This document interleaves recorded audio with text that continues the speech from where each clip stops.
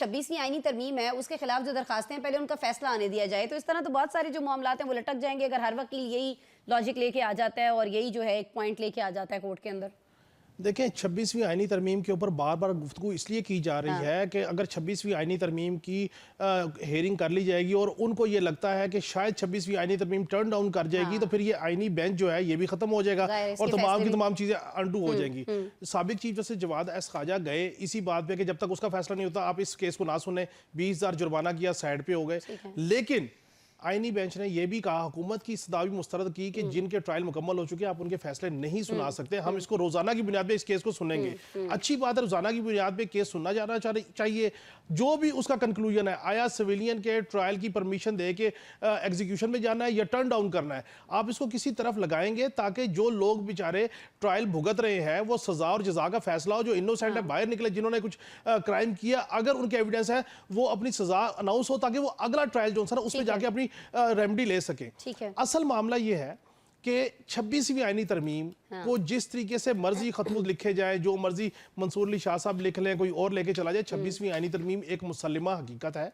उसकी एग्जीक्यूशन हो रही है अदलिया के लेवल पे भी, पार्लिमान के लेवल पे भी। अगर किसी को, किसी पॉलिटिशियन को, किसी बार काउंसिल्स को, किसी को 26वीं आईनी तरमीम पसंद नहीं है, एक ही रास्ता है, पार्लियामान में जाए, 2/3 अक्सरियत पूरी करे, 26वीं आईनी तरमीम अंडू करवा ले, जैसे मर्जी कर ले, हमें कोई इतराज नहीं। असल मामला यह है कि अगर आपने एक आईनी तरमीम कर लिया, उसकी एग्जीक्यूशन हो गई है, तो खतूत लिखने से वो आईनी तरमीम की एग्जीक्यूशन नहीं रुकनी, मां सिवाय इसके कि आप पार्लियामान में जाकर उसको अंडू करें। देखें, मैं तो पहले दिन से कह रहा हूं कि डट के खड़ा है कप्तान, अब मुज़ाकरात करेगा कप्तान, पहले भी कर रहा था, ठीक है। जिसका मैंडेट तस्लीम नहीं, अब उसी के साथ से बात करेगा कप्तान। जिन इदारों के हो या फरिश्ते किसी से भी करेंगे, जिन इदारों के खिलाफ की साजिश, अब उन्हीं के तरले मारेगा कप्तान, ठीक है। देखिए, सियासत में आप कहां से चले, आप कहां पे आ गए। आप सिविल नाफरमानी छोड़ के कुल्लुहुम नाफरमानी कर लें, बाकी जमातों के अकाबरीन कुल्लुहुम आपकी नाफरमानी पे है, आप सिविल नाफरमानी को रो रहे हैं। यही फार्मूला नून लीग पे लगाए, आपकी लीडरशिप कुल्लुहुम नाफरमानी पे थी तो डी चौक नहीं पहुंची, वर्कर पहुंचा और मर गया। आपकी लीडरशिप आज भी कुल्लुहुम नाफरमानी पे है, आप सिविल नाफरमानी को रो रहे हैं। भाई, बात यह है कि सियासत करनी है, सियासतदानों से मुज़ाकरात करें, पार्लियामान जाएं, नंबर इकट्ठे करें, अदम एतमाद लाएं और जो मर्जी कर लें। इसके अलावा आप ये कहें कि कोई आए, अडयाला जेल का दरवाजा खोले और हमें जनाब ले जाए और कहे जी आप निजात दहिंदा है, आप कोई कौम के निजात दहिंदा नहीं है, ठीक है, आपने सारा जोर लगा लिया है, आपको आखिर अब ये सारी सिविल नाफरमानी का पता क्यों खेला गया।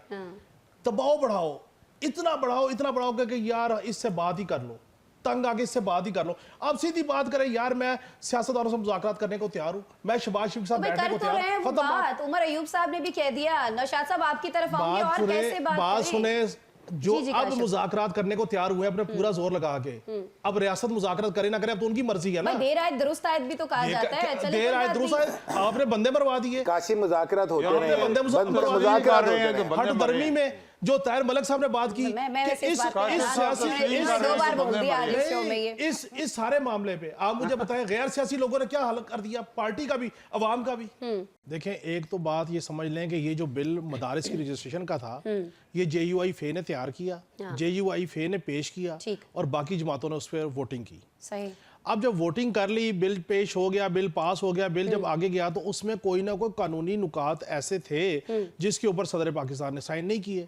वो 8 तकरीबन नुकात है। उसमें से एक नुकता ये है कि 18वीं आईनी तरमीम के बाद तालीम जो है वो प्रोविंशियल सब्जेक्ट है, ठीक है। तो आपने अगर इसका इतलाक पूरे पाकिस्तान पे करना है तो फिर आपको मुतलका सूबों से पास करवाना पड़ेगा, पॉलिसी बनाना पड़ेगी, नंबर 1। नंबर 2, अगर आपने सिर्फ मरकज के ऊपर इतलाक करना है तो फिर आपको बिल के अंदर पूरा पाकिस्तान की बजाय वफाकी दारुल हुकूमत लिखना पड़ेगा कि यहाँ तक इतलाक होगा उस मदारिस का।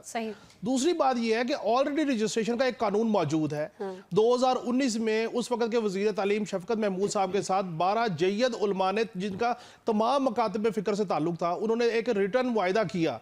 वो रिटर्न मुआहिदा जो सा है वो ये रिटर्न मुआहिदा मौजूद है। उस रिटर्न मुआहिदे के अंदर उन्होंने कहा कि जी आप तमाम मदारिस को रजिस्टर्ड करवाएंगे, उनके बैंक अकाउंट्स खोलेंगे और 9 साल तक जो तालिब इल्म है वो जब फरागत हो जाएगी तो उसके बाद उनका डेटा मेंटेन किया जाएगा, बैरून मुल्क से पढ़ने वाले तालिब इल्मों का डेटा मेंटेन किया जाएगा, इजाज़त ली जाएगी। उसके बाद आप दीनी तालीम के साथ जो दूसरी निसाबी तालीम है वो भी देंगे, यानी कि मैट्रिक को इंटर के लिए लोगों को करेंगे। और अगर और एक बड़ी इंपॉर्टेंट चीज़ है, अगर कोई मदरसा रजिस्टर्ड नहीं होगा या रजिस्ट्रेशन की वायलेशन करेगा तो याद रखिए उसके बाद इत्तेहाद तंजीमातुल मदारिस जो है वो खुद वफाकी हुकूमत के साथ मिलके उस मदरसे को बंद करवाएगी। अब वो उलमा कहते हैं जी हमने बड़ी मुश्किल से बड़ी गुफ्तगू की, तहरीक इंसाफ के दौर में हम एक एग्रीमेंट पे पहुंच गए, उस एग्रीमेंट को एग्जीक्यूशन मिल गई हुई है, अब आप इसकी हैयत को तब्दील ना कीजिए। अब वो तमाम 12 जो मुकादबे फिरकर के उलमा थे वो खड़े हो गए हैं। उन्होंने आज बकायदा एक मुतफिका करारदाद भी पास की है, ठीक है, और उसमें हुकूमत को उन्होंने मुतनब्बे किया है कि आप किसी किस्म की कानून साजी में तब्दीली नहीं करेंगे, अगर करेंगे तो हमसे मशवरा करेंगे। अब मसला ये है कि मौलाना साहब के साथ हो गया हाथ। मौलाना साहब ना हुकूमत के रहे हैं ना तहरीक इंसाफ के रहे हैं। तहरीक इंसाफ वाले तो कहते हैं जी आपने तो कहा जी मैंने 26वीं आईनी तरमीम में बड़ा आपका सपोर्ट करके मैंने वोट दिया। अब जिस नुक्ते के ऊपर वोट दिया था वो नुक्ता एड्रेस ही नहीं हो रहा। मौलाना साहब को हुकूमत कहती है या हमारे साथ खड़े हो जाए या तहरीक इंसाफ के साथ खड़े हो जाए, एक लाइन तो ले लें। तारीख में पहली दफा मौलाना साहब जो है उनके पत्ते उल्टे पड़ रहे हैं, उनको समझ नहीं आ रही कि मैंने इधर खड़े होना है या इधर खड़े होना है।